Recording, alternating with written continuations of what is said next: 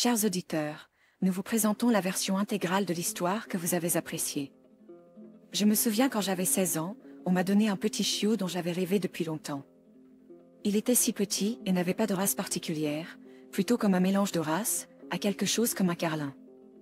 Mais son visage était si mignon que je l'ai immédiatement aimé. Je l'ai appelé Pinky, je ne sais pas pourquoi, c'était juste le premier surnom qui m'est venu à l'esprit. Et j'aimais ça. Et il a répondu à ce nom presque immédiatement. Je passais tout mon temps libre avec lui, je le promenais, je l'emmenais se promener, il a même appris à comprendre certaines commandes malgré l'absence de race particulière. Et bientôt il est devenu mon meilleur ami. Après l'école, je me précipitais toujours vers lui. À l'époque, je sortais avec ma camarade de classe Anne, et je lui ai présenté mon animal de compagnie préféré avec plaisir. Elle l'aimait aussi, et Pinky l'a reconnu comme une créature humaine amicale. Au fil des ans, nous avons célébré le diplôme, comme il se doit pour les étudiants du secondaire. Et bientôt il s'est avéré que Anne et moi sommes entrés dans la même faculté, et nos rencontres avec elle ne se sont pas arrêtées. Pendant ce temps, nous sommes tombés amoureux l'un de l'autre très fort, et nous avions hâte de nous marier à la fin de l'université.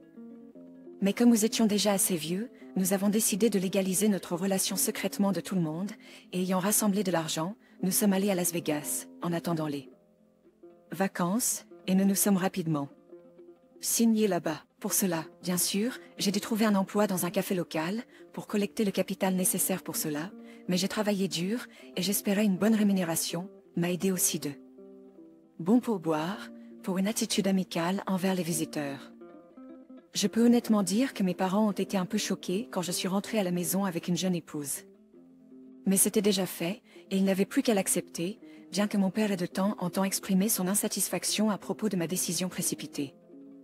Ma mère, en revanche, était heureuse, car j'étais leur seul fils, et la seule chose qui la préoccupait était que nous étions tous deux trop jeunes, et que nous pourrions avoir toutes sortes d'infortunes sur notre chemin. Mais je l'ai rassurée en disant que rien ne pouvait entacher notre amour et que nous pourrions surmonter les difficultés financières d'une manière ou d'une autre. Et bien que les années soient passées, Lisa et moi avons terminé nos études et que nous avons tous deux finalement trouvé un emploi, mais les salaires n'étaient pas si élevés.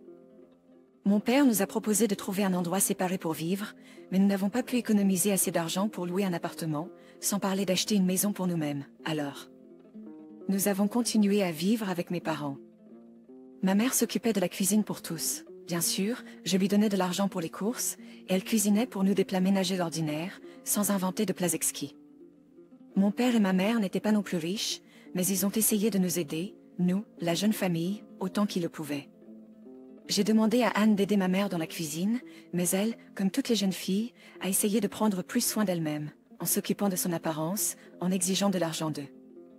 Moi pour un coiffeur, puis sur les ongles, puis sur les cils. Je l'aimais et je ne voulais rien lui refuser, bien que parfois lorsque je réalisais combien d'argent je dépensais pour elle, je me sentais un peu amère. Parfois lorsque je réalisais que je n'avais pas assez d'argent pour elle, je lui demandais poliment d'attendre un moment. Bientôt, j'ai décidé de trouver un autre emploi, et j'ai dû être absent de la maison pendant longtemps pour gagner plus. Mais même ainsi, notre situation financière semblait être sous une sorte de malédiction. De plus, Anne a décidé de quitter son emploi parce qu'elle pensait que le poste qu'elle occupait n'était pas digne d'elle. Je rêvais de devenir aussi riche et prospère que beaucoup de gens, mais le destin ne m'a tout simplement pas donné la moindre chance de réaliser ce plan. Un jour, assis pendant une pause déjeuner au travail, l'un de mes collègues m'a conseillé d'essayer ma chance en pariant sur des courses de chevaux. Il m'a convaincu qu'il avait eu de la chance plus d'une fois en gagnant de l'argent de cette façon. Pendant un certain temps, j'ai réfléchi à savoir si cela valait la peine de prendre le risque.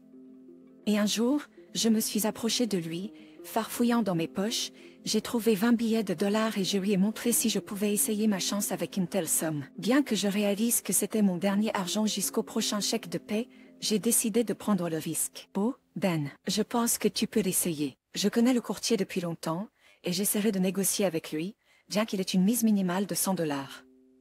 Je plaiderai en ta faveur. J'ai accepté, réalisant que c'était très risqué et que j'aurais un scandale à la maison si je perdais. En attendant le jour où nous pourrions aller avec lui à l'hippodrome, je lui ai remis le dernier de l'argent et je me suis assis sur un banc, le regardant aller vers un homme en costume de sport de luxe et lui parler pendant un certain temps à propos de quelque chose. Quand il est revenu, il m'a apporté des nouvelles réconfortantes. Eh bien, Dan, il n'a pas voulu accepter votre montant depuis longtemps, alors je me suis décidée à vous aider et j'en ai ajouté 20. Il a accepté votre pari. Sur qui as-tu misé? J'ai misé sur Fortune. Elle gagne assez souvent. J'ai misé sur elle aussi. Maintenant, nous n'avons plus qu'à espérer qu'elle ne nous décevra pas. Alors que la course a commencé, Joe et moi avons gardé un œil attentif sur le cheval sur lequel nous avions misé. Pendant très longtemps, elle était en tête, et nous étions pleins d'espoir que le succès était à notre portée. Mais juste avant la ligne d'arrivée, elle a trébuché et est tombée. C'était une grande déception pour nous deux. Joe criait et insultait Anne et le jockey, agitant les bras et piétinant des pieds. Je suis juste resté assis là, réalisant que je me retrouvais avec rien et que je devais de l'argent à Joe. Mais c'était encore 2 semaines avant le jour de paie, et l'autre travail que j'avais commencé le premier mois de mon premier stage ne payait pas beaucoup. Ça, Joe continuait à s'entraîner, j'étais sûre qu'elle allait gagner. Puis il m'a regardé avec colère. Peut-être que c'est de ta faute, avec ta malédiction de mendiant. Si ce n'était pas pour toi, elle aurait gagné. Je voulais lui expliquer quelque chose en ma défense, mais il s'est retourné et est parti sans même me dire au revoir. Je suis resté assis sur le banc, essayant de comprendre comment expliquer à la maison où j'avais mis l'argent. Je ne pouvais pas avouer à ma femme que je l'avais tout dépensé dans les courses de chevaux. Il était temps de retourner au travail, et après la fin de mon quart de travail, je me dépêchais d'aller à mon deuxième emploi, où je travaillais comme conducteur entre les livraisons. Conducteur entre les entrepôts et les magasins, je ne rentrais pas à la maison avant tard dans la soirée, vers minuit. Tu es en retard encore une fois. Je dois être seule tout le temps. Pourquoi as-tu quitté ton travail? Tu avais un diplôme universitaire décent, tu aurais pu devenir enseignant. Tu te fiches de moi? Tous ces cris, ces sales gosses qui ne font rien d'autre que te rendre nerveux. Et j'ai été renvoyée d'un restaurant parce que je n'avais pas satisfait un client. Mais tu étais toujours si gentil avec eux. Je me souviens même que le chef t'avait félicité. Il l'avait fait, mais quand l'un des clients m'a attrapé les fesses et que je n'ai fait que renverser de la soupe chaude sur lui, je ne pense pas avoir besoin de te dire comment cela s'est terminé. Tu as un tempérament. Mais tu te rends compte que je ne peux pas obtenir un bon emploi, n'est-ce pas? Et nous devons vivre de quelque chose. Je ne pense pas que tes parents soient mécontents que nous vivions ici. C'est mon plaisir de pouvoir aider ta mère de toutes les manières possibles. Waze, que fais-tu avec ces ongles longs? Je regardais sa nouvelle manucure, qui cette fois-ci, elle les avait même fait pousser plus longs que d'habitude. Pourquoi? Tu n'aimes pas? Je pense que c'est très joli. Elle a montré ses griffes avec sa main devant elle. Je ne lui ai pas répondu, mais je suis allée prendre une douche rapide et aller me coucher. Les 2 boulots étaient très fatigants et j'étais très fatiguée. Mais la vie se déroulait d'une manière qui ne voulait pas nous gâter du tout et j'ai dû en faire une réussite. Et je l'ai fait du mieux que j'ai pu. Le matin, Anne a demandé de l'argent pour aller à l'épicerie pour des courses, mais je lui ai dit que je n'avais pas d'argent maintenant et que je devais être patient jusqu'au jour de paie. Maman peut nous préparer quelque chose à manger. Elle a toujours des courses pour préparer un repas. Soup, tea, porridge. Je suis tellement fatiguée d'eux. Je veux de la nourriture normale. Pas de cette camelote. Pendant que nous nous disputions, nous n'avons pas remarqué comment la mère est venue et s'est arrêtée à la porte pour entendre nos dernières phrases. Je lui ai demandé de s'excuser pour le comportement d'Anne en invoquant sa mauvaise santé et je me suis dépêchée de la rattraper. Comment peux-tu même dire ça? Autrefois, nous n'étions pas préoccupés par les difficultés qui pourraient nous attendre à l'avenir. Veux-tu connaître un secret? Les temps changent, et le monde aussi. Et oui, je t'aime encore, mais en tant que mari, tu dois prendre soin de moi correctement. Elle a dit, et a regardé son téléphone, faisant défiler les pages, juste pour que je ne la touche plus. Je ne savais pas quoi dire d'autre à elle en réponse, car je me suis rendu compte que la poursuite de notre conversation pouvait se terminer par un scandale, et je ne le voulais pas. Je me suis juste préparée et suis allée travailler comme d'habitude. Le soir, quand je suis rentrée, une surprise inattendue m'attendait. Même depuis le couloir, j'ai entendu le rire joyeux des membres de ma famille, et quand je suis entrée dans la cuisine, j'ai vu que la table était couverte de diverses gourmandises, et des parents étaient assis à la table et discutaient de quelque chose. Salutations joyeuses, ô mon fils, désolé, nous ne pouvions pas attendre, sachant à quel point tu rentrais tard du travail, la mère a commencé. Mais tu as une place, nous t'avons laissé avec les choses les plus délicieuses. Et quel genre de vacances est-ce? Je me demandais pourquoi ils avaient acheté toutes ces choses. Ton père a finalement obtenu une promotion, et il va maintenant gagner beaucoup d'argent, et aujourd'hui, il a reçu une bonne prime. Alors nous avons décidé de célébrer. Wow, felicitations, Papa. Tu es un homme chanceux. Oui, mon fils, je dirige maintenant le département, et si tu veux, je peux t'aider à trouver un emploi avec l'entreprise. Tu n'auras pas à travailler pour une bouchée de pain. Merci, papa, je vais y réfléchir. En acceptant leur invitation, je me suis assis à la table avec eux, et je peux admettre que je n'ai pas mangé de nourriture aussi délicieuse depuis longtemps. Et maintenant, je mangeais tout ce qui était sur les deux joues et même quand je sentais que mon estomac était déjà plein, je continuais à mettre de la nourriture dans ma bouche comme si je n'avais pas mangé depuis une année. À la table, nous avons continué à discuter de la promotion de mon père, et j'ai écouté ma mère et Anne louer ses réalisations tout en remarquant les regards de reproche en ma direction qui disaient « Je n'étais pas capable de quoi que ce soit ». Mais ce soir-là, je ne souhaitais simplement profiter de la nourriture et remettre les conversations avec elle à plus tard. Étrangement, la soirée s'est déroulée sans scandale ni reproche, et ce n'est que lorsqu'Anne et moi sommes allés nous reposer dans ma chambre qu'elle a finalement entamé une conversation que j'y avais tant hésité à entamer. Comme vous pouvez le constater, votre père a réussi à s'en sortir et il est maintenant tout à fait capable de gagner sa vie honnêtement. Et qu'êtes-vous capable de faire? Regardez-vous. Vous passez toute la journée à bricoler avec des moteurs et à travailler ensuite comme livreur. Est-ce si difficile pour vous d'accepter de travailler pour lui? Il l'offre de tout cœur. De tout cœur? C'est plutôt qu'il veut juste qu'on s'en aille d'ici le plus rapidement possible. Ne le comprenez-vous pas? Il s'est toujours bien entendu avec nous, même quand tu n'étais pas à la maison. Ah, oui, quel genre de choses? Oh, diverse choses. Ma mère travaille à l'hôpital toute la journée et a besoin de l'aide d'un homme à la maison. Alors il a été assez gentil pour m'offrir son aide. On ne peut rien attendre de vous, et vous êtes rarement à la maison. Je soupirais juste. J'étais inquiet pour les circonstances qui s'étaient développées, et j'ai décidé de réfléchir par moi-même. Peut-être devrais-je vraiment travailler dans l'entreprise de mon père. Mais au même moment, je me suis surpris à m'inquiéter de l'attention excessive de mon père envers ma femme. Elle était jeune et belle et prenait toujours soin d'elle, essayant de ne pas en faire trop avec les tâches ménagères. J'ai immédiatement chassé ces pensées de mon esprit, cependant, parce qu'il s'agissait de mon père, et comment une telle chose aurait-elle même pu me traverser l'esprit? Bientôt, je me suis endormie. Au petit déjeuner ce matin-là, je me suis engagée auprès de mon père à réfléchir à sa proposition, mais même si j'étais d'accord, je devrais travailler à mon ancien emploi pendant un certain temps. Comme il se doit. Il a accepté mes paroles avec un sourire. Il a dit avec un sourire et m'a assuré qu'il attendrait avec impatience de mes nouvelles. Au travail, le patron m'a dit que je devais travailler pendant 2 semaines supplémentaires pendant qu'il trouvait un remplaçant, ce que j'ai accepté et j'ai continué mon travail habituel. Cependant, je n'avais pas l'intention de quitter mon travail en tant que porteur les soirs, car parfois il rapportait un peu plus que d'habitude. Par exemple, si la livraison devait être urgente, ou la cargaison était précieuse et nécessitait des soins particuliers. Un jour, je suis rentrée à la maison et j'ai trouvé ma femme dans la chambre à coucher, en rangeant de beaux vêtements neufs sur le lit et en les essayant devant un grand miroir. Je lui ai demandé d'où tout cela venait, car ce n'était pas comme si je lui avais donné de l'argent pour toutes ces choses ou si elle avait trouvé un emploi. Elle m'a dit que son père lui avait donné de l'argent et j'ai suspecté qu'il voulait quelque chose en retour. Je me suis entretenue avec ma femme, et nous avons conclu qu'il avait probablement abandonné l'idée que nous déménagions, car il avait mentionné auparavant qu'il y avait beaucoup de place et qu'il serait plus amusant pour lui à l'avenir, et qu'il y aurait assez d'espace pour ses petits-enfants à venir. Cependant, j'avais des doutes, car je connaissais mon père depuis mon enfance, et je ne pouvais pas croire qu'il offrirait une telle chose sans rien attendre en retour. Bien que, comme on dit, les gens changent, et peut-être que mon père avait changé aussi. Une semaine s'est écoulée, et il ne me restait plus que 7 jours à travailler. C'était un jour de congé entre 2 jours de travail, et j'ai décidé de faire une promenade dans la ville, ne voulant voir personne, ni mes collègues, ni ma famille, et pas même mes vieux amis. Alors que je me promenais, je suis accidentellement entrée dans un petit marché où ils vendaient de la viande et des saucisses fraîches qui sentaient très appétissantes.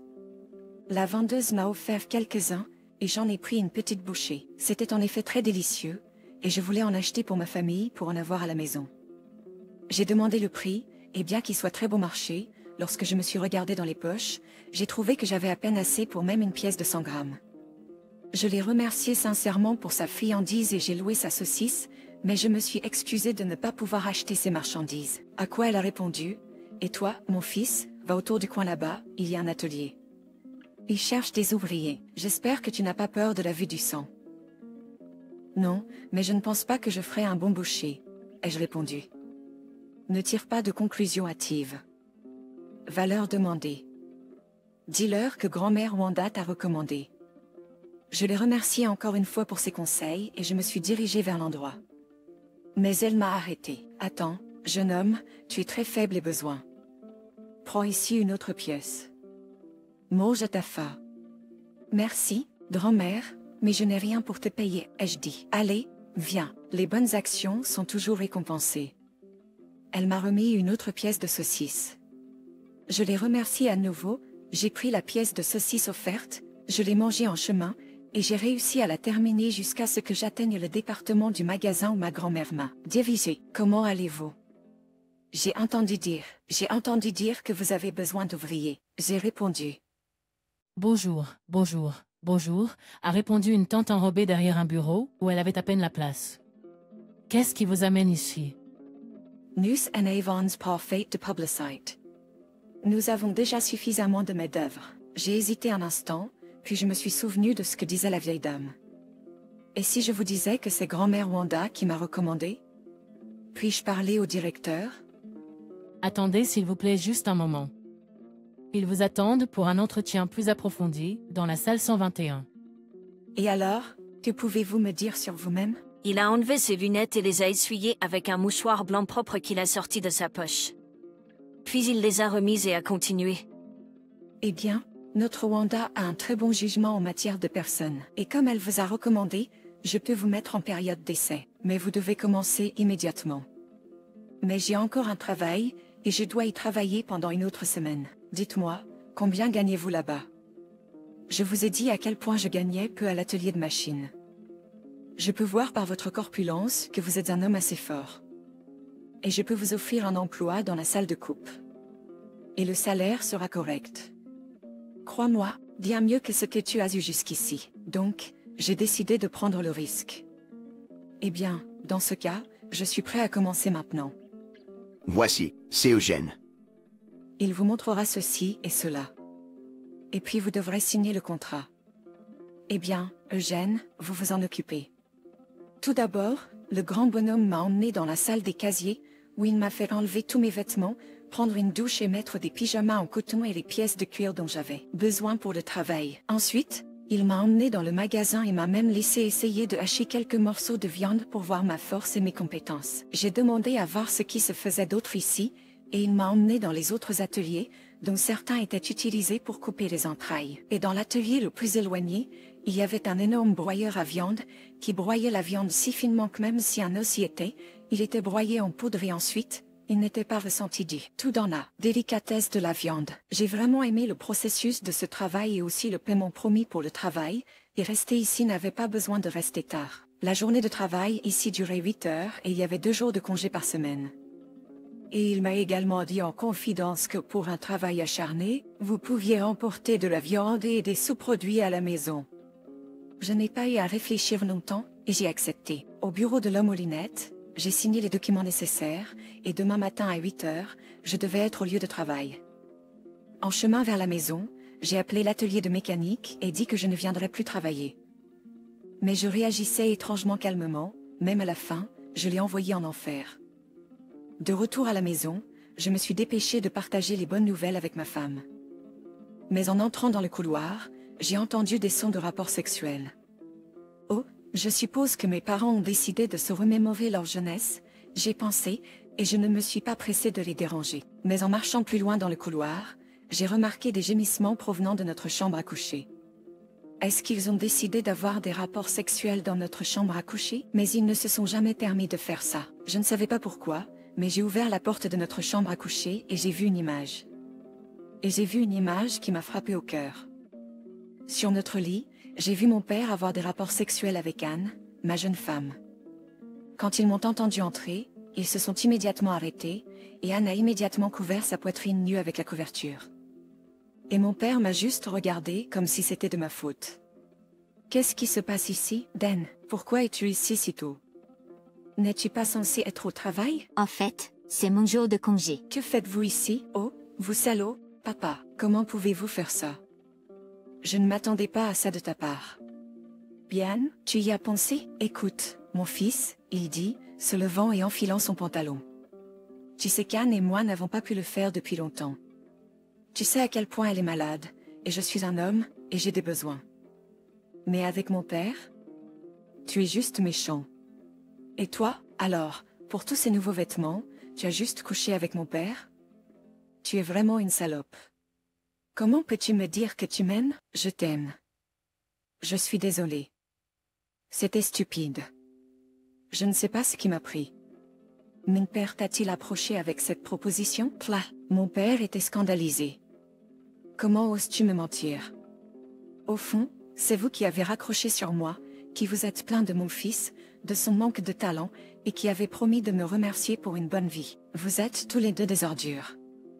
Je ne veux plus jamais vous voir. Mais croyez-moi, votre mère le découvrira également. Je ne sais pas ce qu'elle va faire, mais elle va vous mettre à la porte. J'ai tourné les talons pour partir. Où est-ce que vous allez? Allez, venez, parlons. Je suis désolée, Ben. C'est de ma faute, mais vous m'avez poussé à bout. Vous ne pouviez pas me donner ce dont j'avais besoin. Et je suis enceinte. C'est ça qui m'a fait arrêter. Enceinte? De qui?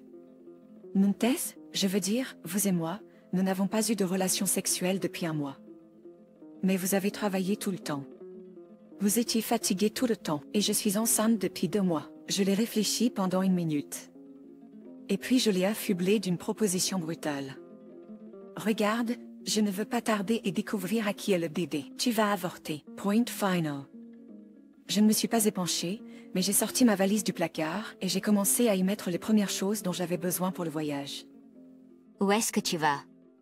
Fils, reprends tes esprits. Eh bien, si ce n'est pas avec moi, ce ne sera avec personne. Pardonne-moi, vieille insensée. La seule chose que je te demande, c'est de ne rien dire à ta mère. Tu sais qu'elle a un cœur fragile. Elle pourrait ne pas supporter ça. Pense à elle, s'il te plaît. Je ne leur ai rien répondu. J'ai fait ma valise et je suis partie de la maison. Dès la voiture, j'ai appelé mon ami et lui ai demandé de m'héberger pendant un moment. Bien sûr, je ne lui ai pas tout dit sur mon histoire.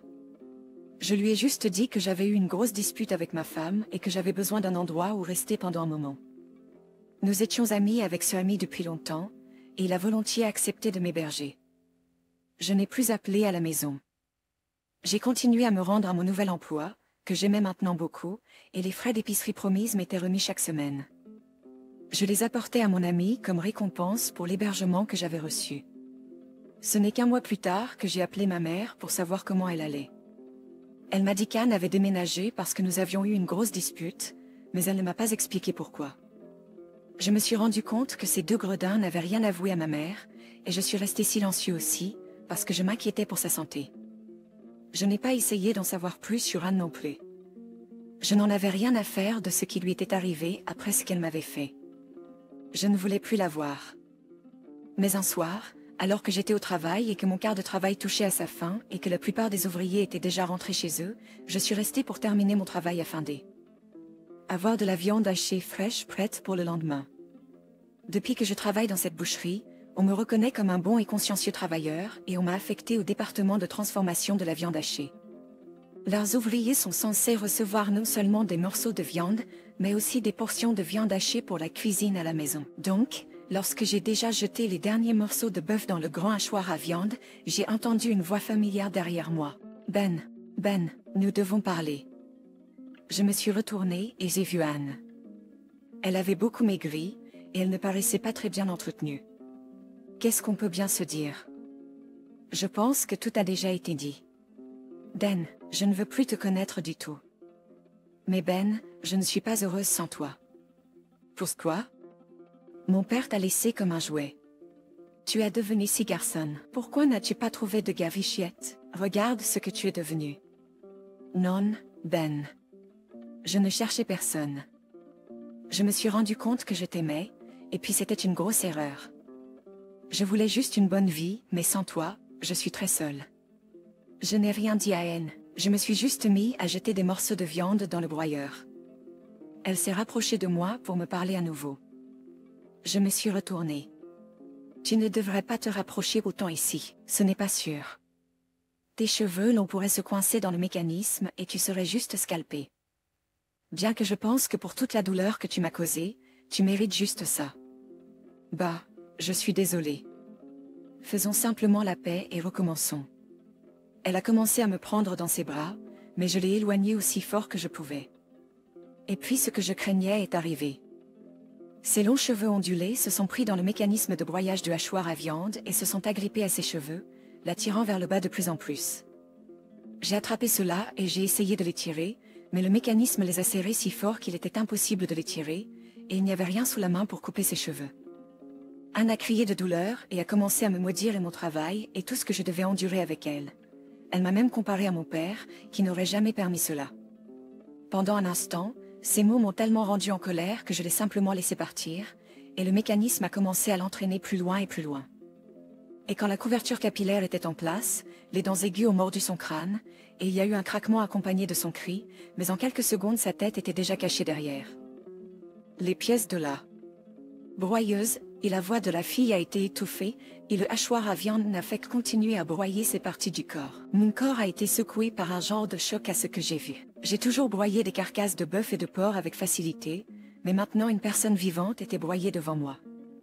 Alors que je restais là et me remettais de ce choc, j'ai entendu des pas derrière moi. Je me suis retournée par peur, supposant que maintenant je passerais de nombreuses années en prison. Mais devant moi se tenait le vieil homme aux lunettes énormes qui m'avait embauché. Il a regardé ce qui se passait et a dit d'une voix calme et tranquille, « Eh bien, Ben. Bienvenue dans notre club. » Tout, j'étais perplexe. Pourquoi pensez-vous que notre viande est si savoureuse et pas chère par rapport au reste?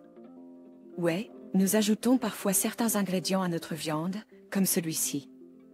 Mais ce sont surtout des sans-abri ordinaires ou de la racaille qui abusent des gens sans scrupules. Crois-moi, personne ne les cherche, et si c'est le cas, ils ne les trouvent jamais. Mais tu as aimé notre nourriture crue, n'est-ce pas? Lorsque je me suis souvenu que j'avais mangé leur chair, j'ai immédiatement vomi, tant et si bien que je me suis demandé pourquoi j'avais autant de vomi dans mon estomac. Pendant un instant, j'ai cru que j'étais prêt à cracher mes propres intestins. Eh Ben, je voudrais vous rappeler que vous avez signé un contrat et qu'il y a une clause de confidentialité. Et si vous en parlez à qui que ce soit, vous, votre famille et vos amis, et tous ceux à qui vous le direz, subirez le sort de cette fille. News Avon's On Department Special pour Sailor. Que se passe-t-il si je démissionne? Il faudra que je réfléchisse à cela. Mais il est fort probable que, pour des raisons de secret, nous vous couperons au moins la langue et les doigts. Ou pire encore, nous vous transformerons simplement en additif à notre produit. Mais réfléchissez Y. D'une certaine manière, nous nettoyons la ville de la racaille dont souffrent les gens innocents. Qu'ils y réfléchir? Je te laisse une journée pour réfléchir. Mais n'oublie pas que nous surveillons chacun de tes mouvements. Il m'a laissé partir. Je suis rentrée chez mon ami plus sombre que d'habitude. Mais peu importe à quel point il a essayé de me faire avouer ce qui n'allait pas, j'étais aussi silencieux qu'un poisson. J'ai passé une longue nuit à peser le pour et le contre, et le matin, je suis allée voir le vieil homme à lunettes et j'ai accepté de travailler pour lui. Je m'en fichais vraiment du genre de personne qu'elle était. En vérité, je me moquais du type de viande que je broyais, mais l'idée de moins de criminels était réconfortante. La seule chose qui ait changé dans ma vie depuis lors, c'est que je ne mange plus de viande.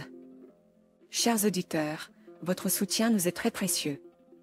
Si vous aimez notre histoire, s'il vous plaît, likez, commentez et abonnez-vous. C'est très motivant pour nous. Nous avons besoin de vos commentaires pour améliorer notre contenu.